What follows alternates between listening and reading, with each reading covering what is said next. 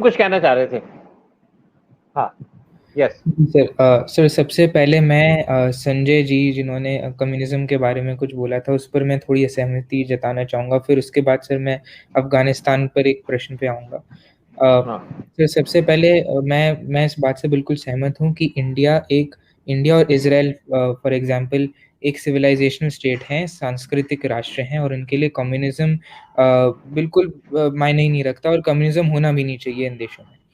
लेकिन जहाँ तक अगर आप यूएसएसआर की बात करें, क्योंकि मैं चाइना वाले कम्युनिज्म को रियल कम्युनिज्म नहीं मानता, क्योंकि ये आइडियोलॉजी यूएसएसआर से शुरू हुई थी और जहाँ तक यूएसएसआर की बात है, कम्युनिज्म बहुत आवश्यक था और उनके लिए एक फ्यूल था इंडस्ट्रियलाइजेशन का।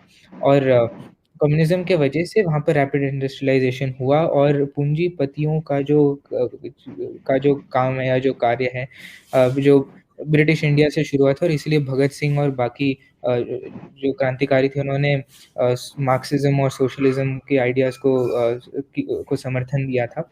ये है और कि पूंजीपति कुछ अपने इम्पोज़ करना चाहते थे अपने तरीकों को और आज भी करना चाहते हैं। यदि आप अमेरिका में देखिए, स्थिति ऐसी है कि जो उनका डीप स्टेट चाहता है कि लोग सोचें, समझें, इसका समर्थन करें, या मुझे जो नैरेटिव्स वो बनाना चाहते हैं, वो लोग आसानी से खरीद लेते हैं।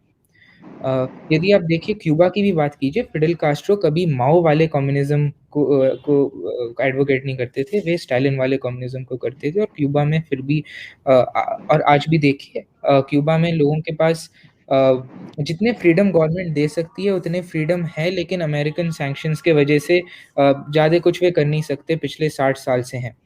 अ, अमेरिका में मैं कल एक ट्वीट देख रहा था, कोई अमेरिकन लेडी थी, काफ़ी रेप्यूटेड है, उन्होंने कहा कि ये सड़कें हमारी काली हैं रेसिज़्म के वजह से और लोग लोग एक्चुअली में वो चीज़ बाय करते हैं।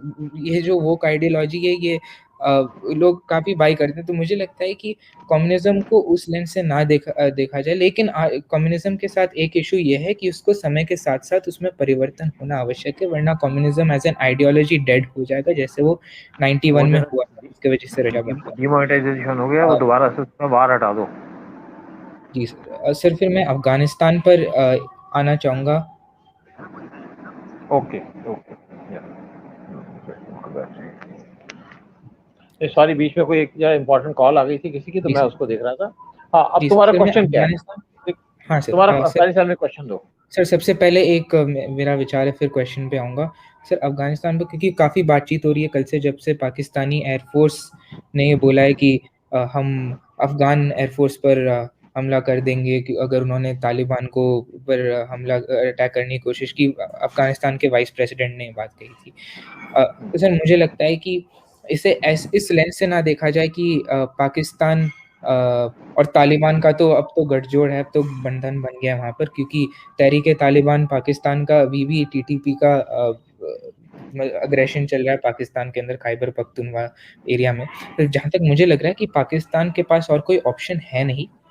वो हो सकता है आउट ऑफ फ़ियर एक्ट कर रहा हो, क्योंकि पाकिस्तान ये एक्सपेक्ट कर रहा है कि क्योंकि अगर वो तालिबान को थोड़ा समर्थन दिखाए और यहाँ पर तो मुझे लगता है वो एक स्टेप आगे चल चुका है by risking its relations with Afghanistan, क्योंकि कुछ दिन पहले ही शाह महमूद कुरैशी, हालाँकि वो कुछ भी बोलते रहते हैं, लेकिन पाकिस्तान से ऑफ़िशियल स्टेटमेंट तो ये था कि वो अफ़गान गवर्नमेंट के भी समर्थन में है और वो न्यूट्रल है।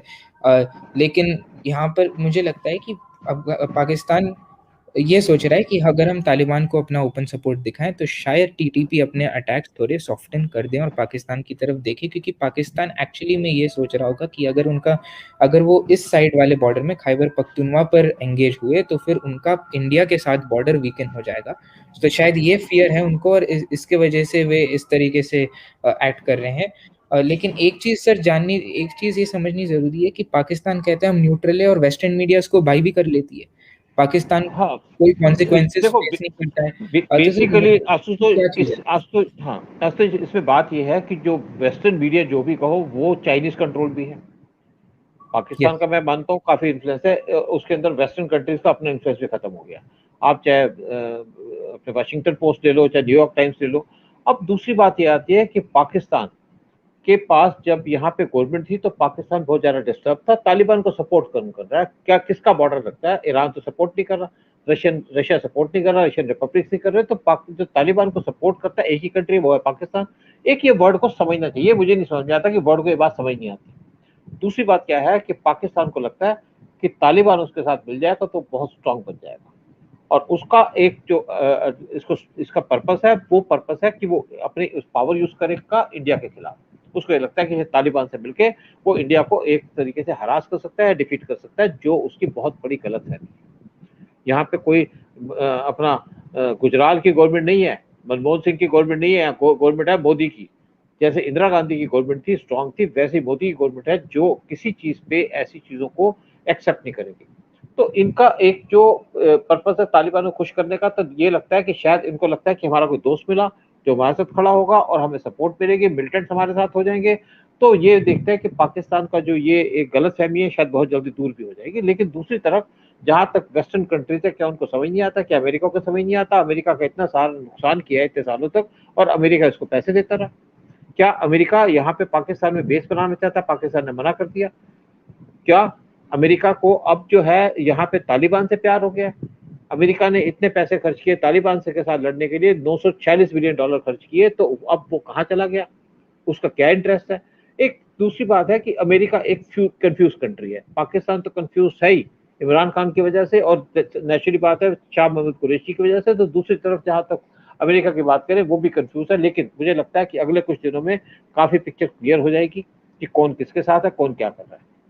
तो मैं सोचता हूँ कि बेसिकली आज हम इस टॉपिक के ऊपर अब लेकर के इस अपना जो आज की बातचीत है इसको खत्म करें, क्योंकि हम पिछले दिनों काफी लंबी लंबी बातचीत करते रहे तो है। और मुझे लगता है कि किसी और का कोई क्वेश्चन नहीं है, क्योंकि बहुत जल्दी हम एक और इम्पोर्टेंट टॉपिक लेके आएंगे, शायद मोस्ट प्रोबेबली ट्यूसडे को, ताकि चाहे अफगानिस्तान का हो चाहे। हाँ सुचित, यस प्लीज। सर एक छोटा सा पॉइंट कहना था, अभी पॉलिटिकल कंडीशंस बहुत डिस्टर्बिंग है, this is related to education. Isn't it important for the government to start a short course, throughout the country, through all the schools, not only government schools, to show something to the students to get them ready? क्योंकि ये political scenario जो है वो कुछ सालों तक continue रहेगा and we don't know कि war like situation हो कि नहीं हो. कहीं पे एक पूरी आवाम को, एक भारत को एक मेंटली प्रिपेयर करना जरूरी नहीं है? नहीं बिल्कुल, बात तो तुम्हारी ठीक है, लेकिन देखते हैं कि गवर्नमेंट को क्या टाइम मिल रहा है, गवर्नमेंट को अपॉर्चुनिटी है। क्योंकि देखिए पिछले कुछ सालों से क्या हो रहा है, जब से हमारी सेकंड टर्म हुई है, पहले टर्म में तो मोदी साहब अपने आप को कंसोलिडेट करते रहे, स्पेशली फॉरेन कंट्रीज के अंदर। उसके साथ साथ पीएम मोदी यहाँ पे जो है इसके इंडिया के इंटरनल अफेयर्स में तो ज्यादा इंटरफेयर नहीं किए, लेकिन जहां तक बाकी हमारा डिफेंस का है उस पर काफी काम किया, और जो हमारी फॉरेन कंट्रीज का रिलेशन उसके साथ काम किया। उसके बाद सेकंड टर्म में वो अंदर बैठे तो यहाँ पे उनको इंटरनली और एक्सटर्नली बहुत ज्यादा प्रॉब्लम्स आई। चाहे आपने जो बिल लेके आए, चाहे सीए का बिल लेके आए, चाहे यहाँ पे 370 हटाया, बहुत अच्छे काम किए, लेकिन यहाँ पे डिमॉन्स्ट्रेशन वगैरह होती रही। चाहे फिर कोविड आ गया, उसका चक्कर हुआ, फिर किसान बिल लेके आए, वो भी पॉजिटिव था, उससे भी दिक्कत आ गई। तो शायद गवर्नमेंट काफी चीजों में व्यस्त रही, बिजी हो गई, इन्होंने उसको घुमा के रखा, क्योंकि अपोजिशन के पास कुछ है नहीं यहाँ पे। चाहे पैसे खर्चा रहे हैं बाहर से, वो चाहते हैं कि यहाँ पे डिमॉन्स्ट्रेशन टाइप एक सिचुएशन लगे। तो गवर्नमेंट को नेचुरली बात है कि एक इस सिचुएशन को डील करने के लिए पब्लिक को भी अवेयर करना पड़ेगा, और हो सकता है कि अब जैसे हमारा अपना जो मिनिस्टर्स वगैरह चेंज हुए हैं तो ये शायद इसमें सक्सेसफुल हो जाए, लेकिन मुझे लगता है इसमें फिर भी 2-4 महीने लग जाएंगे। लेकिन जहां तक अब फिर भी बात करें कि नेचुरली सिचुएशन हमारे लिए कोई बहुत ज्यादा कोजी नहीं है। एक तरफ हमारे साथ बैठा है चाइना, बॉर्डर पे हमारे कभी ऐसा स्टैंड ऑफ नहीं हुआ और ये चल रहा है। दूसरा हमारा पाकिस्तान के साथ भी जैसा चल रहा है, पाकिस्तान को लगता है कि तालिबान साथ मिल गया, तो गवर्नमेंट को भी यहाँ पे एक जो है काउंटर करने के लिए लगा। देखते रहिए कि कैसे हमारे फॉरेन मिनिस्टर जगह जगह घूम रहे हैं। बीच में फॉरेन अफेयर्स को डील करने के लिए एक रॉ के ऑफिसर्स भी गए, रॉ के चीफ भी गए, दूसरे आर्मी के चीफ भी गए, बाकी भी यहाँ से जो लोग जाने का है। हाँ, पीएम को तो ज्यादा टाइम नहीं मिला because of internal situations, internal disturbances, लेकिन उसके बावजूद भी यहाँ पे काफी मेजर चीजें हुई हैं, चाहे कोविड को लेकर के, चाहे राम जन्मभूमि को लेके, चाहे सीए को लेके, चाहे किसान बिल को लेकर के। तो अभी जैसे इन्होंने फॉरेन के जैसे और लोग हैं उनको यहाँ पे सिटीजनशिप देने का बात किया, फिर यहाँ पे दूसरी तरफ प्रॉब्लम चल रही है कि यहाँ से किस तरीके से बांग्लादेश रोहिंग्यों को निकाला जाए, फिर दूसरे जैसे बंगाल की सिचुएशन बनी, किस तरीके से वहाँ वायलेंस चली है। तो मैं सोचता हूँ गवर्नमेंट काफी व्यस्त रही है और गवर्नमेंट को नेचुरली है बहुत सारे और काम करने हैं कि गवर्नमेंट अब बिल्कुल मूड में है। लेकिन जैसे कोविड की सिचुएशन समझती इम्प्रूव होती है तो मुझे लगता है गवर्नमेंट इन चीजों में भी ध्यान देगी। हाँ संजय जी आप बताइए। मैं प्रचिति जी जो प्रश्न एक उठाई थी उसका जवाब नहीं दे पाया। उसमें उन्होंने कहा था कि जो है वो जो एक लॉ ला रहे हैं बॉम्बे में, तो देखिए मैं आपको बता दूं कि जो लॉ लाया जा रहा है, हमारे यहाँ शास्त्रार्थ का नियम था। शास्त्रार्थ का नियम था, शास्त्रार्थ के माध्यम से अगर मान लीजिए तर्क के माध्यम से अगर हम भगवान को भी सिद्ध नहीं कर सकते तो हम भगवान को भी नहीं मानेंगे। ऐसा हमारे यहाँ नियम है, हमारे यहाँ ऐसा वेदों में लिखा हुआ है। और हम ईश्वर को तभी मानते हैं कि जो अब ईश्वर को हम प्रमाणित कर सके। ईश्वर के भी ऊपर हम एक चर्चा रख सकते हैं, थोड़ा लंबा चर्चा हो जाएगा, लेकिन ईश्वर जो संस्कृत का निघंटु वो है, जो है इसमें शब्दकोश में ई शब्द जो प्रयोग होता है वो प्रकाश को बनाने वाला जो पदार्थ होता है उसको ई बोलते हैं। ईश्वर जो प्रकाश को भी वो करने वाला होता है। तो हमारे यहाँ जो चीजों का संधि विच्छेद है वो बहुत व्यापक है। अच्छा, जिसके पास तर्क नहीं होता है वो गुंडागर्दी करते हैं। जो कम्युनिज्म है और जो ये इस्लाम है ये तर्क पे नहीं आधारित खड़ा हो सकता है। तर्क आप कीजिएगा तो जो खत्म हो जाएगा।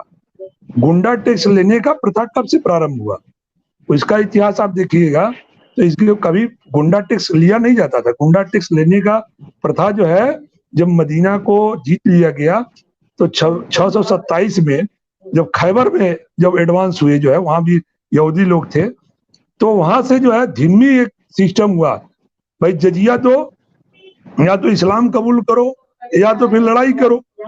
तो अब उन लोगों ने देखा कि भाई हमारा पॉलिसी कैसे चलेगा, तो पॉलिसी चलाने के लिए उन लोगों ने कहा नहीं ठीक है तुम इस्लाम कबूल मत करो लेकिन जो है तुम टैक्स दो। ये गुंडा टैक्स वहां से प्रारंभ हुआ है। तो बात क्या है कि जो चीज तर्क के आधार पे खड़ा नहीं हो सकता उसके लिए तो जबरदस्ती करना ही पड़ेगा, चाहे कानून बना के करो चाहे कुछ भी करो। अभी सुदर्शन टीवी पे एक जो है प्रोग्राम आया था 26 आयतों के बारे में, लेकिन देखिए उसमें कोई भी देवबंद का बड़ा बड़ा मौलानाओं को सुरेश चौहान जी ने जो है वो बुलाया, कोई आने के लिए तैयार नहीं थे टीवी डिबेट। इसलिए नहीं टीवी डिबेट में आने को तैयार हैं क्योंकि वहां वो तर्क नहीं दे सकते, जो थ्योरी है वो तर्क नहीं दे सकते। और इनके अंदर काफिर की धारणा है। अब काफिर एक चीज आप बता दें, काफिर कौन है? हुसैन साहब की जो शहादत हुई है करबला में, उसको तो बचाने जो गया था वो तो राहिल दत्त, वो तो ब्राह्मण थे जो है, तो आप क्या उनको काफिर कहिएगा? काफिर की थ्योरी आई कहाँ से? ये बहुत बड़ा इतिहास है, मैं इसके बारे में बहुत लंबा डिस्कशन कर सकता हूँ। लेकिन ये है कि एक धिम्मी का प्रोसेस है। धिम्मी क्या होता है? धिम्मी ये होता है जो इस्लाम धर्म में नहीं होता लेकिन उसका झुकाव जो है इस्लाम की तरफ होता है। जिसे हमारे जो है नेता है जिसे मुलायम सिंह यादव है, वो धिम्मी टाइप के लोग हैं, वो इस्लाम को तो नहीं मानते लेकिन सरेंडर रहते हैं इस्लाम के सामने, उस माने विचारधारा के सामने एकदम सरेंडर है। उनको धिम्मी बोला जाता है। जो है ये यूरोपियन कंट्री में ये लोग गए तो वहां जो है लोगों से टैक्स वसूलते थे, जो जजिया जो जिसको बोला जाता है, तो वो लेते थे। तो वो धिम्मी वाली प्रथा है। तो कुछ लोग जजिया दे के धिम्मी रहते हैं, कुछ लोग उनकी बात करके धिम्मी रहते हैं, कुछ उनके सहयोग में खड़े रहते हैं, उनको धिम्मी कहा जाता है।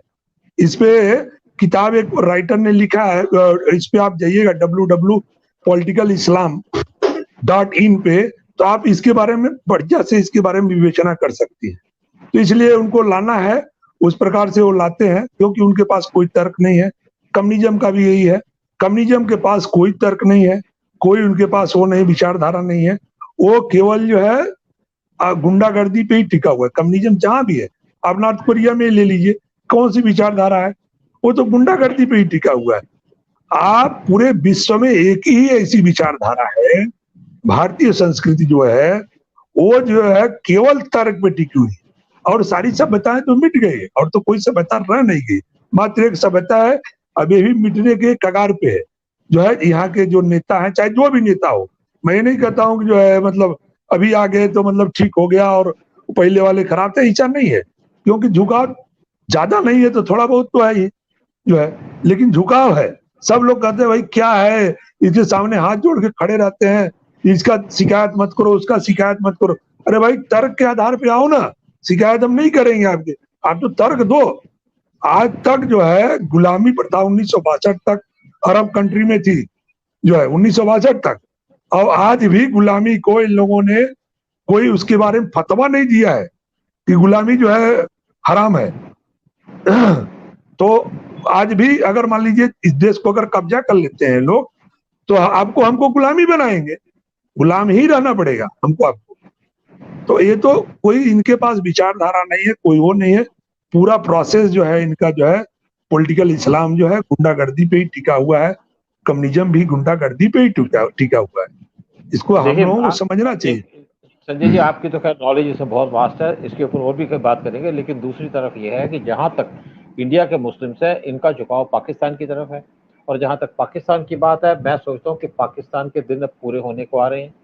चाहे वो तालिबान पे डिपेंड करे, चाहे तालिबान से उनके अंदर इंसर्जेंसी जाएगी, और तालिबान के ऊपर जो है, जो पाकिस्तान के ऊपर इंडिया का जैसा भी प्रभाव है, इंडिया ने पाकिस्तान को एक हिसाब से टोटली बैंकरप्ट कर दिया। 4 साल से 3.5 साल से पाकिस्तान पे FATF लगा, पाकिस्तान की ट्रेड बंद हो गई, पाकिस्तान की इकोनॉमी बंद हो गई। अब पाकिस्तान का पानी बंद होगा, जैसे हम आज का टॉपिक है। तो पाकिस्तान का पानी बंद होने के साथ मुझे लगता है आप हवा के नहीं मिलेगी तो आप कुछ मिनट नहीं जी पाएंगे, आपको खाना नहीं मिलेगा तो हो सकता है आप 10 दिन चाहे चले जाए, 15 दिन चले जाए। अगर पानी नहीं मिलेगा तो आपको हफ्ते से 5 से दिन से ऊपर आप न चल पाएंगे, न रह पाएंगे। तो पाकिस्तान का अंदर जो पानी था, वो जो उसको लिमिट थी आज से 60 साल पहले 5000 से उसकी लिमिट होकर के 800 पे पहुंच गई है। 2017 में पाकिस्तान को जो पानी मिलता था, वो जो उसकी गिनती थी वो 1200 की थी, और आज उसको 800 है, और 2 साल के अंदर या 1 साल के अंदर ये घट करके आधी रह जाएगी। खैर, आज हम यहाँ पे खत्म करते हैं। संजय जी चले गए, थैंक यू। श्रुति नहीं, श्रुति तो चली गई, वो नहीं। हाँ, प्राची थी, thank you very much. Abhishek, Ashutosh, thank you very much. Thank you so much. Thank you very much.